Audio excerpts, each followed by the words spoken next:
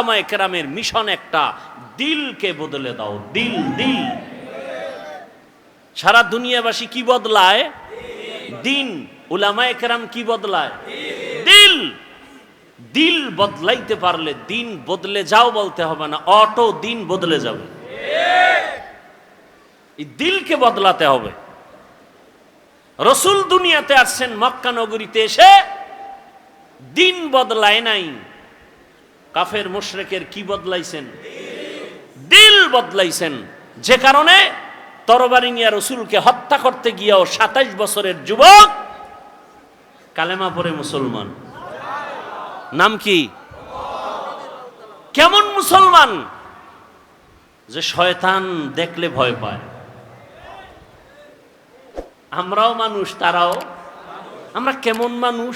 বাঘ দেখলে ভয় পাই, ঠিক নেই? আর উজানির কারি ইব্রাহিম কেমন মানুষ? বাঘ তাকে ভয় পায়। সেও মানুষ, আমরাও মানুষ। ব্যবধান আছে না নাই? আমরা সাপ দেখলে ভয় পাই, আর তারা কেমন মানুষ যে সাপ তাদেরকে ভয় করেছেন।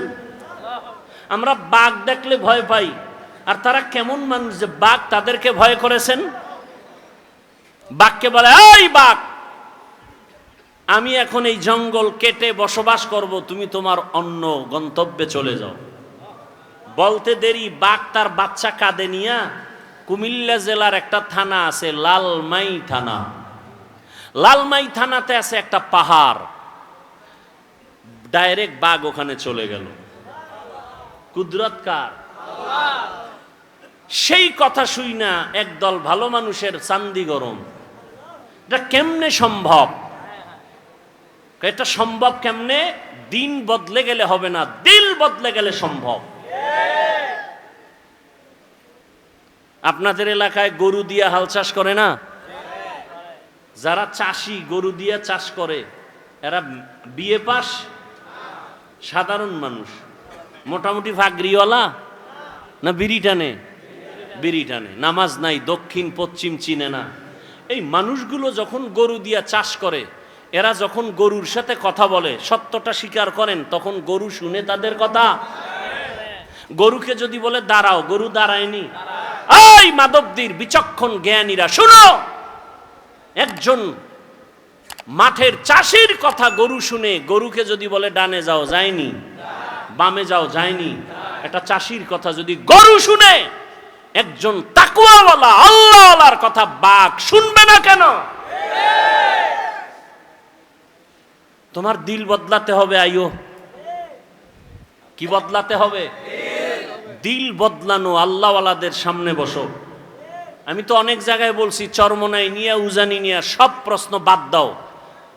উজানির মাঠে যাও, চরমনাইয়ের মাঠে যাও, বয়ান শুনো, সব প্রশ্নের জবাব অটোমেটিক কলবে এসে যাবে, কোনো প্রশ্ন নাই। তুমি বসে বসে কাগজ কলমে হিসাব মিলাও, এই সমস্যা। আর একদল হিসাব বন্ধ কইরা আল্লাহর দিকে আগায় গিয়া তারা এখন বহুদূর আগায় গেছে। এরা জিকিরের লাইনে অনেক আগায় গেছে, তেলাওয়াতের লাইনে আগায় গেছে, রুহানি পাওয়ার তাদের এত বেড়ে গেছে, তাদের চোখের দিকে তাকাইয়া কথা বলার সাহস কোনো ব্যক্তির নাই। আল্লাহ হেদায়াত দান করুন। তো আল্লাহ যাকে ভালোবাসেন তাকে তাফাক্কুহ ফিদ দ্বীনের মাকাম দান করেন। দিনের জ্ঞান না দিনের বুঝ? দিনের জ্ঞান অর্জন করা আলাদা, দিনের বুঝ পাওয়া আলাদা। দেখেন, আমরা এখানে সবাই একটু আগে বলছি আমরা এক আল্লাহর গোলাম, সবাই মুসলমান, কথা ঠিক? আপনার আমার আল্লাহ, নবী, কাবা, কালেমা, ধর্ম, কোরআন এক। তা আপনাকে বয়ান করতে হবে কেন? বয়ান তো তাদেরকে করব যারা আল্লাহ চিনে না, নবী চিনে না, কোরআন বুঝে না, হাদিস বুঝে না, আখেরাত চিনে না। আপনি আল্লাহ চিনেন, আপনার আমার আল্লাহ এক, নবী এক, কোরআন এক। আপনাকে বয়ান করব কেন? বরং বয়ান করব কেন না, আপনার পেছনে ঘুরতে ঘুরতে কুত্তার মতো পাগল হয়ে গেছে। ঘুম নাই, খানা নাই, সব আলেমরা পেছনে আপনাদের। হিন্দুদের বয়ান করবে কখন? আপনাদের পেছনে সময়। কিসের বৃষ্টি আর রৌদ্র? আপনাদের পেছনে সময়। একই আল্লাহর গোলাম। আমি কেমন মানুষ, টুপি খুলতে চাই না, লজ্জা। আপনি কেমন মুসলমান, টুপি দিতে চান না, লজ্জা। টুপি দেওয়া লাগে, এটা বুঝেননি? টুপি দেওয়া লাগে না লাগে না? বুঝে দেয় না কেন? জানে টুপি দেওয়া দিলে ভালো, দেওয়া লাগে, মুসলমান হিসেবে দেয় না কেন? জানা আছে কিন্তু বুঝ নেই। জ্ঞান আছে টুপি দেওয়া দরকার, দেয় না কেন? বুঝ নাই। যেদিন কলবের পরিবর্তন হবে, বুঝ এসে যাবে, তখন স্কুলে পড়নেওয়ালাও টুপি লাগাই দেবে, কলেজে পড়ুয়াও টুপি লাগাবে। আমি দাড়ি কাটতে চাই না, আর আপনি মুসলমান দাড়ি রাখতে চান না। আমি দাড়ি কাটতে গেলে লজ্জা, আর আপনি মুসলমান দাড়ি রাখতে গেলে লজ্জা। আমি নামাজ না পড়লে লজ্জা পাই, আর আপনি নামাজ পড়তে গেলে লজ্জা পান। আমি মসজিদে না ঢুকলে লজ্জা, আর আপনি ঢুকতে গেলে লজ্জা। কারণ কি? জ্ঞান আছে, বুঝ নাই। মসজিদে যাওয়া লাগে মুসলমান হিসাবে, এই জ্ঞানটা আছে না নাই? যায় না কেন? বুঝ যেদিন ঠিক হয়ে যাবে, সেদিন জেনারেল পড়ুয়া ব্যক্তিও মসজিদে ঢুকে যাবে। সেদিন জেনারেল লাইনের মানুষের দাড়ি লম্বা হয়ে যাবে। আর্মির চাকরি করে যুবক বলে চাকরি ছেড়ে দিয়েছি। কেন? বলে বারবার বলা হচ্ছে আমাকে দাড়ি কেটে ফেলো। আমি বললাম চাকরি ছেড়ে দিলাম, দাড়ি ছাড়বো না। এটা 2-3 মাস আগের কথা বলছি। আর আপনাকে বয়ান করার পরেও আপনার টুপি মাথায় দিতে এখনো চিন্তা করতে হবে। আমরা তো বলি না, এই আমার মতো পাঁচকল্লি লাগাও, আমার মতো কওমি মাদ্রাসায় যাও, তাবলিগে যাও, পীরের কাছে যাও, একবারও বলি নাই। আমি যতটুকু বলবো, রহমতের নবীর আদর্শের মালা গলায় লাগাও। এজন্য দিনের বুঝ বড় দামি এক সম্পদ। আল্লাহ আমাদের সকলকেই দিনের সহি সমঝ দান করেন। অন্তর থেকে বলেন আল্লাহুম্মা আমিন। আল্লাহুম্মা এক শব্দ, আমিন আর এক শব্দ। আল্লাহুম্মা আমিন, আল্লাহুম্মা আমিন, মামিন না আমিন। তাহলে আল্লাহুম্মা আমিন, বুঝেন না? আসসালামু আলাইকুম, সালাম আলাইকুম, মালাইকুম কি? আসসালামু আলাইকুম, আসসালামু আলাইকুম। এক নাস্তিক বলে শুদ্ধ করে সালাম দিলে বলে জঙ্গির গন্ধ পায়। আল্লাহ হেদায়াত দান করে। কষ্ট হইতেছে অনেক, আপনাদের থেকে কষ্ট তো আমাদের বেশি। কথা বলতে কষ্ট না? পৃথিবীতে এর থেকে বড় কষ্ট আর নাই। কেন করি? দিনের স্বার্থে, আল্লাহর থেকে কিছু পাওয়ার জন্য। আপনার থেকে কিছু পাওয়ার জন্য না। কার থেকে? আল্লাহর থেকে। তা আল্লাহ দিছেন না দেন নাই? করোনায় ঘুম নাই, খাওয়ান নাই, আর আলেম ওলামাদের কোনো টেনশন নেই। আল্লাহ দিছেন না দেন নাই? দোকান বন্ধ, ব্যবসা বন্ধ, আলেম ওলামাদের চাকরি, মাদ্রাসা, মসজিদ বন্ধ হয়নি। কথা বলেন না কেন? 3টে মাস্ক লাগাইছে, এটারে বলে ট্রিপল মাস্ক। মরবে না। কি মাস্ক? ট্রিপল মাস্ক, করোনার ভয়। কিন্তু এরকম ট্রিপল মাস্কওয়ালারা কেউ মরে নাই। আর মাস্ক বাদ দিয়ে আলেম ওলামারা সেই করোনার লাশগুলো কাঁধে নিয়ে গোসল করাইলেন, কাফন পড়ালেন, জানাজা দিয়া কবরে রাখলেন। কোন হুজুর তো করোনায় মরে নেই। আল্লাহ দিছেন না দেন নাই?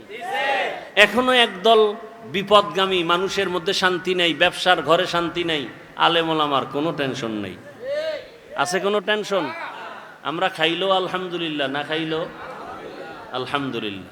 আমরা বাঁচলেও আলহামদুলিল্লাহ, মরলেও। আমাদের চতুর্দিকেই লাভ আর লাভ, লাভ আর লাভ। আচ্ছা আমাকে বলেন তো, সত্য কথা বলবেন, সরকারি বেসরকারি চাকরি করে ডিউটি কয় ঘন্টা? খবর নেই। আপনারা না এখানে চাকরিজীবী বেশি? যারা চাকরি করে এদের সাথে ডেট হয় কত ঘন্টা? প্রতিদিন 8 ঘন্টা ডিউটি, এটা নিয়ম। বাকিটা ওভার টাইম। বুঝেন নাই? আচ্ছা, সরকারি বেসরকারি যে ডিউটি করে 8 ঘন্টা, মাসে বেতন কত? নিম্নে কত? খবর নেই। মানে হারাম খাইতে খাইতে এখন আসল যে কি পাইতেছেন এর খবর নেই। কত বেতন মাসে? 20,000। সরকারি বেসরকারি চাকরি যারা করে কত বেতন?